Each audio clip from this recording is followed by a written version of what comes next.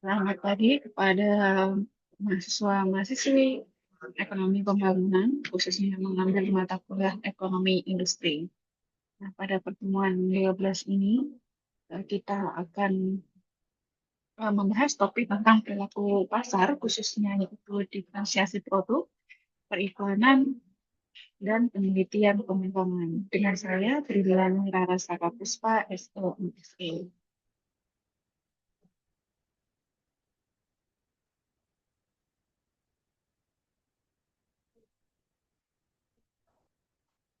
Baik, diferensiasi produk. Untuk secara definisi, yaitu strategi di mana perusahaan membuat produknya terlihat berbeda, lebih menarik, dan bahkan unik dibandingkan produk pesaing, meskipun produk-produk tersebut pada dasarnya memenuhi kebutuhan yang sama. Dan tujuannya yaitu menciptakan loyalitas konsumen, mengurangi elastisitas harga permintaan, dan memberikan market power kepada perusahaan. Sebenarnya, kalau kita lihat diferensiasi produk, kita bisa melihat dari dua sisi. Yang pertama, ya dari sisi mikroekonomi dan dari sisi ekonomi industri. Yang pertama, dari sisi mikroekonomi, saya merujuk dari buku mikroekonomi dari Pindik dan Rubinfield. Di sana mengatakan bahwa diferensiasi produk itu merupakan elemen kunci pada pasar persaingan monopolistik dan oligopoli. Di mana jika tidak ada diferensiasi produk, pasar pasar monopoli dan oligopoli ini akan menjadi pasar persaingan sempurna, di mana P sama dengan MC atau harga produk sama dengan biaya marginal, di mana maksudnya adalah keuntungan sama dengan nol.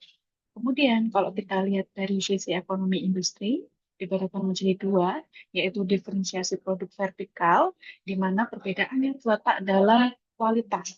Misalnya, ketika kita melihat station juice di retail market, kita melihat ada jus yang kandungan buahnya 30% dan ada jus yang kandungan buahnya 80%. Kira-kira mana yang akan dipilih oleh konsumen yang menurut konsumen tersebut berkualitas? Pasti yang kandungan buahnya sebesar 80%. Kemudian yang kedua yaitu diferensiasi produk horizontal yang menekankan tentang perbedaan berdasarkan variasi selera, bisa rasa, warna, bentuk, aroma, dan lain.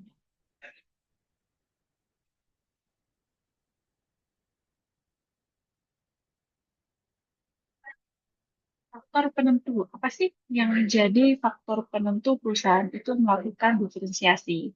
Yang pertama, ada variasi geografis, di mana lokasi penjual itu otomatis menjadi perbedaan produk yang dianggap oleh konsumen. Misalnya, saya memiliki perusahaan cat di Indonesia. Indonesia dengan spesialisnya negara tropis, curah hujan tinggi. Kemudian ada teman saya yang membangun toko cat atau perusahaan cat gitu ya, di Arab Saudi. Nah, dari dua karakteristik perusahaan ini di negara itu kan berbeda. Yang satu curah hujannya tinggi, yang satu kering. Kemudian saya sebagai produsen pasti memformulasikan cat itu dengan berbeda. Kalau di Indonesia mungkin bisa anti jamur atau anti lembab. Sedangkan kalau yang di Arab Saudi mungkin bisa anti rok itu. Kemudian yang kedua teknologi baru. Misalnya dari HP. Jadi ada HP yang mendukung fitur NFC atau Near Field Communication dan ada HP yang tidak mendukung fitur tersebut dan mungkin bisa dibedakan dari segmen konsumennya. Jadi untuk konsumen yang muda, yang mobilitasnya tinggi, pasti membutuhkan HP yang ada fitur supporting NFC. Kemudian untuk konsumen yang mungkin pensiun atau tinggal di pegunungan yang mobilitasnya rendah, tidak membutuhkan teknologi seperti NFC. Kemudian yang ketiga, merek. Jadi ada beberapa perusahaan yang memang sudah membangun merek dari lama. Misalnya, ada orang tua yang memang fanatik terhadap eh, elektronik mereknya Panasonic. Dan itu sangat terkenal, sangat unggul dari segi spesifikasinya pada saat dia masih muda. Kemudian pada saat sekarang, karena sudah menjadi tua, dia tetap fanatik karena yang ada di pikirannya adalah Panasonic memiliki spesifikasi yang lebih baik daripada produk keluaran merek lain. Kemudian yang keempat, perbedaan komunitas atau negara.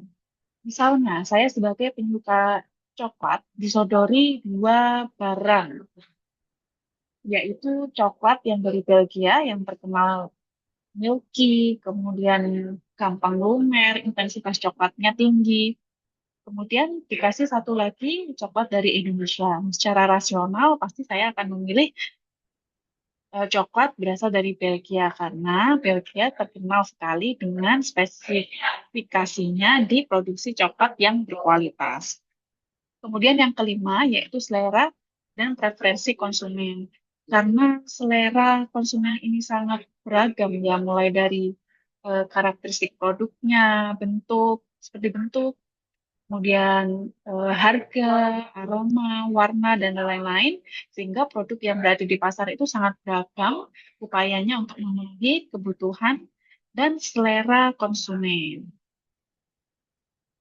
Periklanan.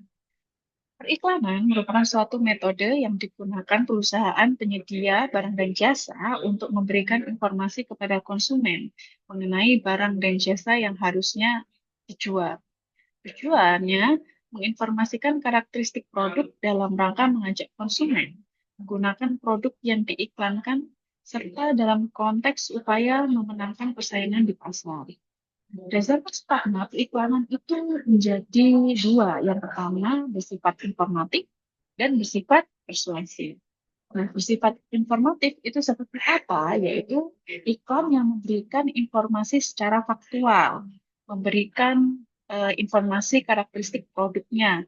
Misalnya, terdapat ukuran dimensi, kemudian em, ada harga, terus spesifikasi, kemudian cara memakainya. Dan bagaimana dengan periklanan yang sifatnya persuasif, yaitu informasi produk itu diberikan cenderung tidak secara faktual. Nah, tujuannya memang untuk mengubah persepsi konsumen terhadap produk yang sedang ditawarkan. Kemudian, apa sih tujuan khusus dari aktivitas periklanan? Yang pertama, sudah jelas mungkin ya, memberikan informasi mengenai produk baru. Kemudian yang kedua, yaitu memberikan informasi mengenai harga dan kualitas produk. Kemudian yang ketiga, meningkatkan atau mempertahankan pangsa pasar. Jadi, untuk yang poin ketiga ini, aktivitas periklanan memang ditujukan untuk strategi yang paling efisien ketika perusahaan mengalami stagnasi atau kurangnya penjualan. Karena dengan melakukan aktivitas periklanan, perusahaan tersebut bisa menggiring opini gitu ya, agar produk yang dipilih itu adalah produk yang dipilih lebih baik daripada produk pesaingnya. Dan yang keempat, menciptakan brand image dan memperkuat loyalitas konsumen terhadap merek. Nah, artinya adalah aktivitas periklanan pada poin 4 ini tujuannya untuk um, membuat citra positif di dalam benak konsumen. Misalnya, Le Mineral dengan slogan ada manis-manisnya, kemudian ada Sanko yang minyaknya bisa diminum. Lah, slogan tersebut itu masuk ke dalam citra positif yang sudah dibangun oleh perusahaan, di mana konsumen pasti menganggap hanya Le Mineral lah yang punya rasa manis-manis, atau hanya Sankola yang minyaknya bisa diminum. Gitu.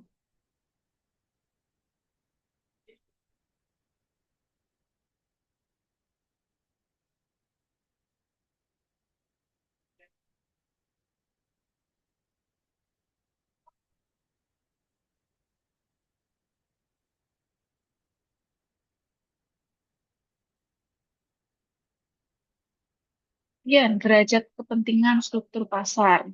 Menurut Lipchinsky menyatakan bahwa periklanan merupakan salah satu senjata utama yang digunakan perusahaan dalam persaingan antar perusahaan. Meskipun demikian, derajat pentingnya aktivitas periklanan dalam persaingan itu bervariasi sesuai dengan struktur pasar di mana dia beroperasi. Nah, seberapa penting sih aktivitas periklanan itu dibangun? Apakah yang pertama dalam kondisi pasar persaingan sempurna? Saya rasa tidak terlalu butuh gitu ya untuk periklanan karena memang asumsinya konsumen sudah memiliki informasi yang sempurna. Contohnya em, garam, gula. Pastikan yang dicari konsumen pada garam kan hanya asing. Jadi tidak ada diferensiasi produk di dalam pasar persaingan sempurna. Kemudian, apakah di kondisi pasar monopoli kita membutuhkan aktivitas periklanan? Saya rasa juga enggak, karena untuk monopoli kan struktur pasarnya hanya dikuasai oleh satu perusahaan monopoli, misalnya KAI atau PLN, di mana mereka sebagai pemegang market power itu tidak butuh yang namanya aktivitas iklan. Kemudian, apakah aktivitas periklanan itu dibutuhkan pada kondisi pasar oligopoli dan monopolistik? Saya rasa iya, karena pertama kali dijelaskan bahwa diferensiasi produk itu hanya muncul pada pasar oligopoli dan monopolistik, di mana ini merupakan elemen kunci. Jika tidak memenuhi diferensiasi produk, maka kondisi pasar akan menjadi pasar persaingan sempurna, yaitu keuntungannya sama dengan nol. Karena melakukan diferensiasi produk pada pasar kondisi oligopoli dan monopolistik, maka dibutuhkan aktivitas beriklan. Kemudian, penelitian dan pengembangan atau R&D. Sumber mengemukakan bahwa aktivitas penelitian dan pengembangan dapat dibagi menjadi tiga tahapan, yaitu penemuan, yaitu pembangunan ide baru atau penciptaan suatu ide dan penerapan awal. Kemudian ada inovasi, keberhasilan penerapan ide baru, dan yang ketiga, difusi, yaitu penyebaran ide baru melalui suatu perusahaan, termasuk proses imitasi dan adopsi teknologi baru oleh perusahaan pada industri yang sama maupun pada industri lain, di mana suatu inovasi relevan untuk diterapkan. Terdapat 5 tahapan proses inovasi. Yang pertama yaitu penelitian dasar, upaya mencari pengetahuan baru yang dapat meningkatkan cadangan pengetahuan perusahaan dalam jangka panjang. Maksudnya adalah ketika saya punya perusahaan, saya ingin memanfaatkan limbah dari perusahaan saya untuk dipakai menjadi energi terbarukan yang digunakan oleh internal perusahaan sendiri. Kemudian poin B, yaitu penelitian terapan. Fokus terhadap potensi output yang jelas dan berorientasi menghasilkan keuntungan. Biasanya ini berkaitan dengan bagaimana teknologi baru diterapkan pada proses produksi. Kemudian yang ketiga, pengembangan. Merupakan jembatan antara ide dan produksi komersial. Sumber daya digunakan untuk melakukan uji coba dan penyediaan prototipe produk. Di mana pada tahap C ini adalah tahapan penentu apakah produk yang sudah melewati sampai tahap pengembangan akan dilanjutkan menjadi tahap produksi komersial, di mana tahapan ini merupakan proses produksi produk baru atau penerapan proses baru dalam skala umum. Tahapan ini dapat disertakan dengan tahap inovasi. Dan yang terakhir yaitu difusi. Difusi ini dapat berlangsung melalui beberapa cara seperti imitasi, penanaman modal asing, kesepakatan lisensi, atau joint venture. Jadi, perusahaan itu melakukan investasi tidak semerta-merta hanya karena profit jangka pendek, tapi lebih ke yang berdampak besar, yaitu berupa bahan pertimbangan strategi perusahaan dalam jangka panjang. Nah, Bahan pertimbangannya apa saja?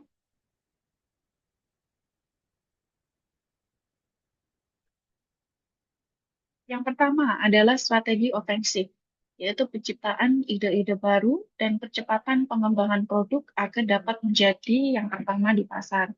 Ketika perusahaan itu menjadi pelopor dalam suatu pasar, berarti banyak manfaat yang akan dia dapatkan. Yang pertama, bisa harga yang maksimal.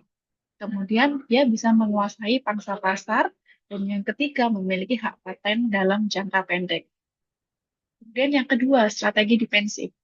Perusahaan akan melakukan investasi pada aktivitas R&D hanya untuk mempersiapkan diri menghadapi kemungkinan munculnya inovasi dari pesaing. Nah, pada intinya perusahaan itu tidak boleh yang namanya ketinggalan teknologi baru, apalagi jika pesaingnya itu sudah menerapkan teknologi baru. Karena jika perusahaan itu gagal beradaptasi secara cepat, akan membuat perusahaan itu kolaps. Kemudian yang ketiga, strategi imitatif. Perusahaan berusaha meniru, misalnya dengan mengajukan lisensi produksi dalam jangka pendek, sembari mengembangkan pengetahuan yang diperolehnya dalam jangka panjang. Nah, perusahaan dalam tipe strategi seperti ini biasanya eh, memiliki tingkat investasi pada sumber daya yang rendah. Sehingga apabila perusahaan ini ingin berhasil, maka harus memanfaatkan keunggulan lainnya, misalnya tenaga kerjanya murah atau produksinya luas. Kemudian yang terakhir yaitu strategi ketergantungan. Perusahaan dengan strategi ketergantungan memiliki peran yang superior dibandingkan dengan perusahaan yang mengembangkan strategi ofensif atau defensif. Nah, perusahaan pada tipe strategi ini itu biasanya perusahaan supplier atau subkonduktor, di mana untuk melakukan R&D ini dia tidak bisa secara mandiri, pasti harus mengikuti perusahaan induknya. Dan pun untuk penerapan teknologi dan keputusan lainnya secara teknis pasti ditentukan oleh perusahaan induk.